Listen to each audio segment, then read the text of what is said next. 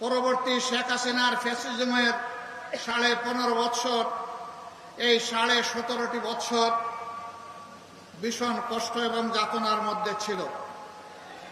এই সময়ের ভিতরে অসংখ্য আল্লাহর বান্দাবান্দি খুন হয়েছেন, গুম হয়েছেন, আয়নাগরের বাসিন্দা হয়েছেন, পঙ্গু হয়েছেন, আহত হয়েছেন, মামলার আসামি হয়ে দফায় দফায় জেলে গিয়েছেন, চাকরি হারিয়েছেন, ব্যবসা হারিয়েছেন, বাড়িঘর তাদের ধ্বংস করে দেওয়া হয়েছে এবং বাংলাদেশ জামাতে ইসলামীর উপর আরো বাড়তি জুলুম করা হয়েছে।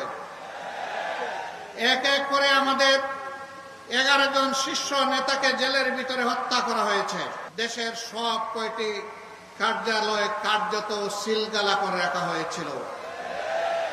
একমাত্র দল, যেই দলটির নিবন্ধন কেড়ে নেওয়া হয়েছে, দুঃখের বিষয় ফ্যাসিবাদ আপাতত বিদায় নিয়েছে, নিবন্ধনটা আমরা এখনো ফিরে পাইনি। এখনো সেই নিবন্ধন ফিরে পাওয়ার জন্য আমাদেরকে আদালতে লড়াই করতে হচ্ছে। আমরা সরকারের কাছে দাবি জানাচ্ছি, অবিলম্বে আমাদের পাওনা আমাদের কাছে ফেরত দিন, আমাদের প্রতীক সহ ফেরত দিন। আমাদের উপর জুলুম করা হয়েছে, এই জুলুমের অবসান হোক। একে একে সকলেই মুক্তি পেয়েছেন, কিন্তু আমাদের কলিজার টুকরা বাংলাদেশ জামাতে ইসলামের তৎকালীন ভারপ্রাপ্ত সেক্রেটারি জেনারেল জনাব এটিএম আজহারুল ইসলাম এখনো মুক্তি পাননি। কেন তিনি মুক্তি পাননি? সম্মানের সাথে অবিলম্বে আমাদের বুকে তাকে ফিরিয়ে দিন।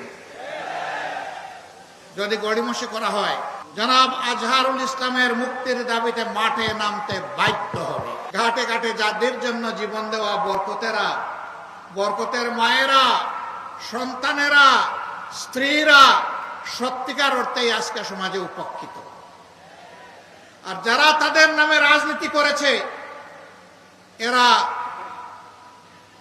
জনগণের সম্পদ লুটে শুধু গত 15.5 বছরে বাংলাদেশ থেকে 26 লক্ষ কোটি টাকা বিদেশে পাচার করেছে।